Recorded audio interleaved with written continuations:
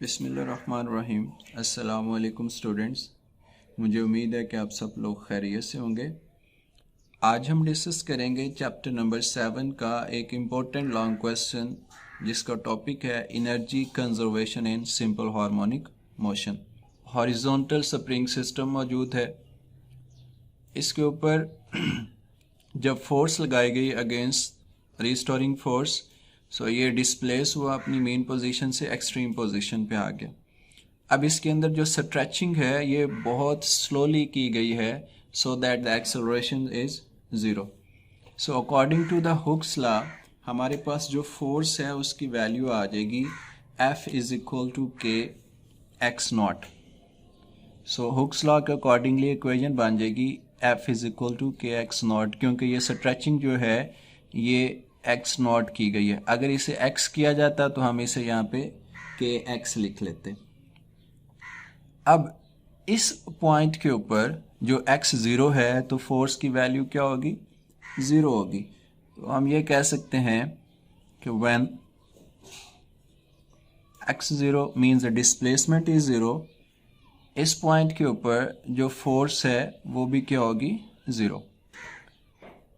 लेकिन जब x जो है वो x नॉट हो जाएगा तो उस पे अकॉर्डिंगली फोर्स क्या बन जाएगी आपके पास, के एक्स नॉट।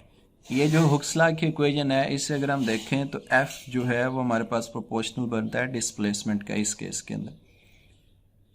सो यहाँ पे फोर्स जो है वो कांस्टेंट नहीं है। एक्सट्रीम पोजीशन के ऊपर के एक्स नॉट लग रही है, जबकि जब मीन पोजीशन थी तो फोर्स की वैल्यू ज़ीरो है।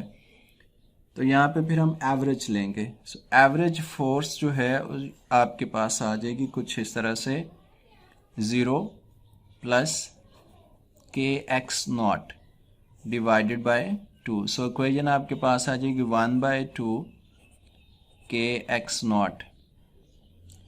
अब जब इसके ऊपर ये फोर्स अप्लाई हुई तो ये फोर्स की वजह से डिस्प्लेसमेंट अकर हुआ जिसकी वजह से वर्क डन होगा। सो स्टूडेंट्स आप ये कह सकते हैं कि work done will be equal to सा फार्मूला आपको पता है कि ये फोर्स इनटू डिस्प्लेसमेंट होता है। अब यहाँ पे इन्वॉल्व है एवरेज फोर्स, तो इसे लिखा जाएगा एफ एवरेज। उसकी वैल्यू ये आ जाएगी 1/2 के एक्स नॉट। और डिस्प्लेसमेंट कितना हुआ डायग्राम के अकॉर्डिंगली वो एक्स नॉट है। सो डिस्प्लेसमेंट क्या आ जाएगा, एक्स नॉट। सो आपके पास वर्क डन के लिए इक्वेशन बन जाएगी 1/2 के x naught square. So work done की इक्वेशन आ गई 1/2 के एक्स नॉट। तो ये जो वर्क डन किया गया है इसी को नाम दिया जाएगा the elastic potential energy which is stored potential energy के फॉर्म में, और ये आ जाएगा 1/2 के एक्स नॉट स्क्वायर। सो ये वैल्यू आ गई आपके पास पोटेंशियल एनर्जी की जब आपके पास डिस्प्लेसमेंट जो है वो क्या है, एक्स नॉट। अगर डिस्प्लेसमेंट आपके पास मैक्सिमम ना हो, ये मैक्सिमम डिस्प्लेसमेंट है, अगर डिस्प्लेसमेंट मैक्सिमम ना हो, ये एक्सट्रीम पोजीशन पे ना हो, कहीं पे यहाँ पे सेंटर में आ जाए, इन दैट केस ये जो डिस्टेंस बनेगा ये सिंपल डिस्प्लेसमेंट बनेगा। So for that at any instant आप कह सकते हैं at any instant so potential energy is become 1/2 के एक्स स्क्वायर। तो ये जो फार्मूला आ गया आपके पास 1/2 के एक्स स्क्वायर का, ये है पोटेंशियल एनर्जी का formula for the simple harmonic motion. हम इसे कैलकुलेट करते हैं कि हमारे पास मैक्सिमम कब होगी पोटेंशियल एनर्जी और मिनिमम कब होगी potential energy. So potential energy maximum होगी, हम सपोज कर लेते हैं x is equal to x naught. ये जर्नल फार्मूला है। तो पोटेंशियल एनर्जी आपके पास आ जाएगी 1/2 के एक्स नॉट स्क्वायर। तो ये किस पोजीशन पे एक्स नॉट के इक्वलेंट होता है, ये एक्सट्रीम पोजीशन के ऊपर। तो हम ये कह सकते हैं कि ये कहाँ पे हो रहा है, एट एक्सट्रीम पोजीशन। सिमिलरली जो पोटेंशियल एनर्जी की वैल्यू मिनिमम है वो कहाँ पे होगी, सपोज कर लेते हैं when x is equal to 0। In that case ये पोटेंशियल एनर्जी का फार्मूला है। So potential energy now becomes equal to 1/2 के इंटू 0, x की जगह पे 0 आ गया। सो ये सारा का सारा क्या हो गया, 0। सो पोटेंशियल एनर्जी 0 कहाँ पे आ रही है आपके पास, मेन पोजीशन के ऊपर। ये आगे पोटेंशियल एनर्जी। अब हम बात करेंगे काइनेटिक एनर्जी के लिए।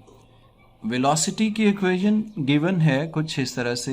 Velocity of the simple harmonic motion वो आपके पास है x0 under root k over m into 1 minus x square over x naught square. इसका स्क्वायर अगर लें दोनों साइड पे तो ये आ जाएगा v square is equal to x naught square into k over m 1 minus x square over x naught square. So as we know that kinetic energy is given as 1 by 2 mv square. So putting the value of v square, it will be given as k dot e is equal to 1 by 2 m into x naught square k over m into 1 minus x square over x naught square. So इसे further solve करेंगे तो आपके पास equation आ जाएगी m will be cancel out with m, so you are left with 1 by 2 kx naught square into 1 minus x square over x naught square. So x not को अगर आप अंदर multiply करते हैं, फर्दर सॉल्व करते हैं, तो ये इक्वेशन आपके पास बन जाएगी 1 बाई 2 के into x naught square minus x square. So this is the equation for the general kinetic energy of the simple harmonic oscillator. So using this equation we are going to calculate the minimum kinetic energy and the maximum kinetic energy. तो minimum kinetic energy कहाँ पे होगी देख लेते हैं और maximum कहाँ पे होगी ये भी देख लेते हैं.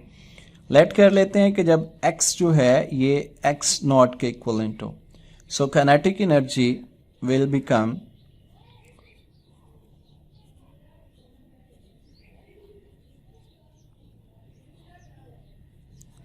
सो x स्क्वायर की जगह पे क्या पुट किया जा रहा है x नॉट, तो ये सारा का सारा क्या हो जाएगा 0. सो काइनेटिक एनर्जी इज 0 और ये कहाँ पे आ रही है आपके पास जब x is equal to x naught है. इसका मतलब है कि ये कहाँ पे है at extreme position.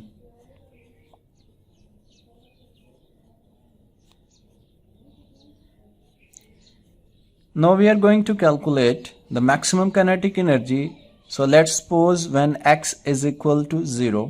So using the formula of the kinetic energy 1 by 2 k into x naught square minus x square की जगह पे वैल्यू पुट की जा रही है 0. So this will become 1 by 2 k into x naught square. So kinetic energy is now maximum.